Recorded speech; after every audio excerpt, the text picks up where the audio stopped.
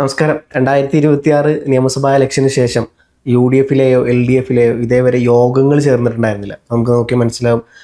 LDFിൻ്റെ convener ഇത്തരത്തിലുള്ള യോഗം ചേരണമെന്ന് പറയുമ്പോൾ അതിദയനീയമായി LDF എന്ന് പറയുന്ന ഒരു സംഘടന പൂർണ്ണമായി പരാജയപ്പെട്ട് ഏകദേശം ഒരു 35 സീറ്റുമായി ബന്ധപ്പെട്ട് മാത്രമാണ് നിലവിൽ വരാൻ കഴിഞ്ഞത്. അപ്പോൾ തന്നെ LDFിൻ്റെ പുതിയ യോഗം ചേരണം എന്നുള്ളതും അതിൽ തന്നെ LDFിന് പുതിയ പറഞ്ഞ പോലെ ഉപപ്രതിപക്ഷ നേതാവ് പോലത്തെ പല പദവികളും LDF ആവശ്യപ്പെട്ടിട്ടുണ്ടായിരുന്നു നിയമസഭയിൽ അകത്തും പുറത്തും.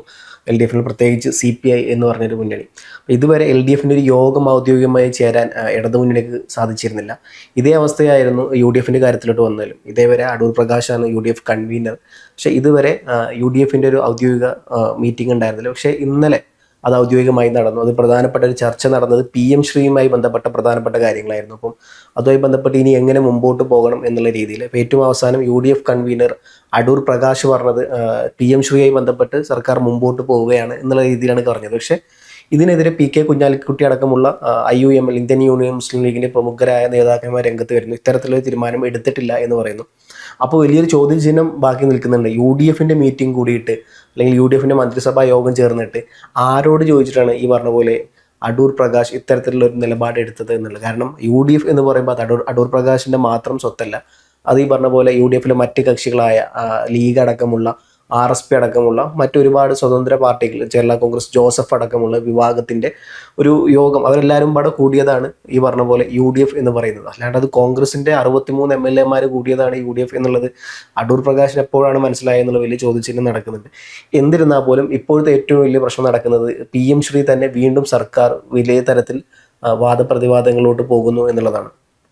ഇപ്പം ഇന്നലെ ലോക്സഭയിൽ നിന്ന് കിട്ടിയ വിവരമനുസരിച്ച് PM ശ്രീയിൽ നിന്നും സർക്കാരിന് പിന്മാറാം എന്നുള്ളതും, പക്ഷേ PM ശ്രീയുമായി ബന്ധപ്പെട്ട കാര്യത്തിൽ ഫണ്ടുകൾ കിട്ടില്ല എന്നുള്ള തരത്തിലായി. നമുക്കറിയാം ഇതുമായി ബന്ധപ്പെട്ട് ലീഗിനുള്ളിൽ തന്നെ വലിയ തരത്തിലുള്ള പ്രത്യാരോപണങ്ങൾ നടക്കുന്നുണ്ട്.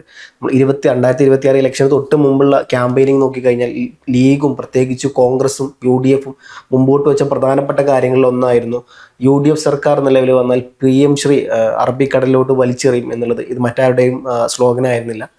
ഇത് MSFൻ്റെ മുസ്ലിം സ്റ്റുഡൻറ് ഫെഡറേഷൻ അവർ മുമ്പോട്ട് വെച്ച പ്രധാനപ്പെട്ട കാര്യമായിരുന്നു. പക്ഷേ അവരുടെ വിദ്യാഭ്യാസ മന്ത്രി അഡ്വക്കേറ്റ് N ഷംസുദ്ദീൻ പോലും അവസാനം പറഞ്ഞത് ഇതുമായി ബന്ധപ്പെട്ട് മുമ്പോട്ട് പോകാൻ കുഴപ്പമില്ല എന്നുള്ള തരത്തിലാണ് അദ്ദേഹം അടക്കം ഏറ്റവും അവസാനം പറഞ്ഞത്. അതിൻ്റെ ഭാഗമായിട്ട് തന്നെ പിന്നീട് പലപ്പോഴും ലീഗിനുള്ളിൽ തന്നെ MSFും അല്ലെങ്കിൽ യൂത്ത് ലീഗ് അടക്കമുള്ള നേതാക്കന്മാരും മന്ത്രിമാരും മുഖാമുഖം നിൽക്കുന്ന പോരാടുന്ന ഒരവസ്ഥയിലോട്ട് വരെ കാര്യങ്ങൾ എത്തിയായിരുന്നു.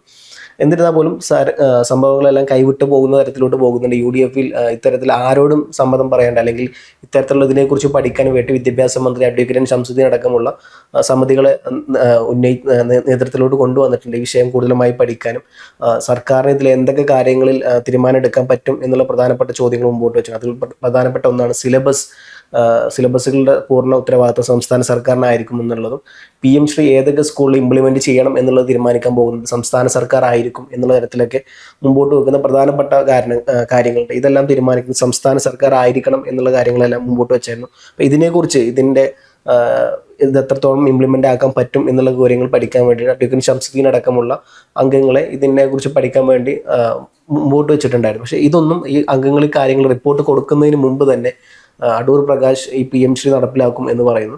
ഇതിനെതിരെ കുഞ്ഞാലിക്കുട്ടി ഒളിഞ്ഞും തെളിഞ്ഞും അടൂർ പ്രകാശിൻ്റെ പേരെടുത്ത് പറഞ്ഞിട്ടില്ല എന്നുണ്ടെങ്കിൽ പോലും അദ്ദേഹത്തിനെതിരെ അല്ലെങ്കിൽ കാര്യങ്ങൾ ഓപ്പണായി തുറന്ന് പറയുന്ന രംഗം വരെ ഉണ്ടായി.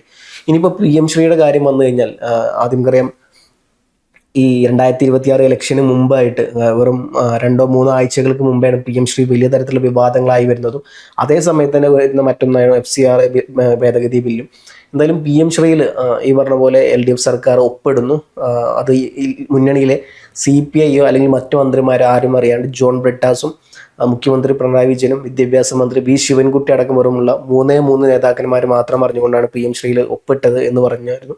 എന്നിരുന്നാൽ പോലും പിന്നീട് അത് വലിയ തരത്തിലുള്ള പ്രശ്നത്തിലൂടെ പോകുമായിരുന്നു. ഏറ്റവും അവസാനം മുന്നണിയിലെ LDF മുന്നണിയിലെ പ്രബലമായ രണ്ടാം party CPI communist party of India 1925 രൂപീകരിക്കപ്പെട്ട CPI party മുന്നണിയിൽ നിന്ന് മന്ത്രിമാരെ പിൻവലിക്കും എന്നുള്ള കാര്യങ്ങളുമായി ബന്ധപ്പെട്ട് മുമ്പോട്ട് പോയായിരുന്നു. ഏറ്റവും അവസാനം ഇലക്ഷന് മുമ്പായിട്ട് ഇത് താൽക്കാലികമായി മരവിപ്പിച്ചു എന്നുള്ള രീതിയിൽ സംസ്ഥാന സർക്കാർ കേന്ദ്ര സർക്കാരിനെ അറിയിക്കുന്നു.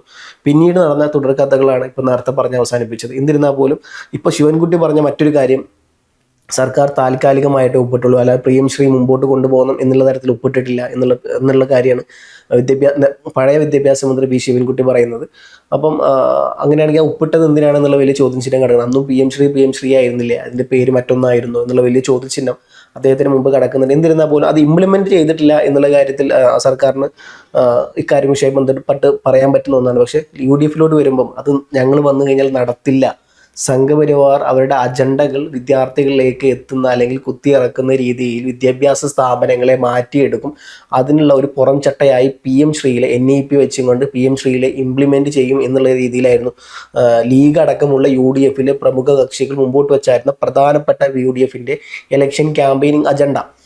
അപ്പം അതേ UDF തന്നെ പിന്നീട് പിൽക്കാലത്ത് ഭരണത്തിൽ വരുമ്പം ഈ വിഷയത്തിൽ അവർക്ക് രണ്ട് നിലപാട് വരുന്നു. പ്രത്യേകിച്ച് മന്ത്രിസഭ അല്ലെങ്കിൽ വിദ്യാഭ്യാസ മന്ത്രി ഇതുമായി ബന്ധപ്പെട്ട് മുമ്പോട്ട് പോകട്ടെ എന്ന് പറയുന്നു. പക്ഷേ ഇതേ മുന്നണിയിലെ വിദ്യാർത്ഥി സംഘടനകൾ, യുവജന വിദ്യാർത്ഥി സംഘടനയായ ലീഗും MSFും യൂത്ത് ലീഗും ഈ വിഷയത്തിനെതിരെ വിദ്യാഭ്യാസ മന്ത്രിക്കെതിരെ പരസ്യമായി രംഗത്ത് വരുന്നു. ഇത്തരത്തിൽ കാര്യങ്ങളെല്ലാം ഒരു പരിധി വിട്ട് നേർമുഖത്തോട്ട് വരുന്ന ഒരു സന്ദർഭത്തിലാണ് ഇന്നലെ അടൂർ പ്രകാശിൻ്റെ ഈ ഒരു പ്രസ്താവന കൂടി ഉണ്ടായത്. എന്തായാലും ലീഗിന് ഈ വിഷയവുമായി ബന്ധപ്പെട്ട് കഴിച്ചിട്ട് ഇറക്കാനും വയ്യ, മതിരിച്ചിട്ട് തുപ്പാനും വയ്യ എന്നുള്ളൊരവസ്ഥയിലാണ് നിൽക്കുന്നത്. കാരണം ഈ അടൂർ പ്രകാശിനെതിരെ പറഞ്ഞു കഴിഞ്ഞാൽ സ്വാഭാവികമായിട്ടും അത് കോൺഗ്രസിനെതിരെ പറയുന്ന പോലെയാകും. അതുകൊണ്ട് മുന്നണിയിൽ കോൺഗ്രസിനെ പിണക്കുന്ന രീതിയിലോട്ട് കാര്യങ്ങൾ പോകും. ഇനിയിപ്പം ഇത് അടൂർ പ്രകാശിനെതിരെ പറയാണ്ട് PM ശ്രീ ഇംപ്ലിമെൻറ്റ് ചെയ്ത് കഴിഞ്ഞാൽ ഇലക്ഷൻ ക്യാമ്പയിനിങ് സമയത്ത് മുസ്ലിം സമുദായങ്ങൾക്കിടയിലെല്ലാം വലിയ തരത്തിലുള്ള ക്യാമ്പയിനിങ് ആയി കൊണ്ടുവന്നൊരു കാര്യമായിരുന്നത്. അതുകൊണ്ട് തന്നെ ഇത് ഇംപ്ലിമെൻറ്റ് ചെയ്താൽ ഈ പറഞ്ഞ പോലെ വോട്ടുകൾ നഷ്ടപ്പെടുകയും ചെയ്യും. അപ്പം അനുകൂലിച്ചാൽ ഈ പറഞ്ഞ പോലെ വോട്ടുകൾ നഷ്ടപ്പെട്ടും, പ്രതികൂലിച്ച് എതിർത്ത് പറഞ്ഞാൽ ഈ പറഞ്ഞ പോലെ കോൺഗ്രസിനോട് ഉടക്കേണ്ട അവസ്ഥയിലോട്ടും പോകും.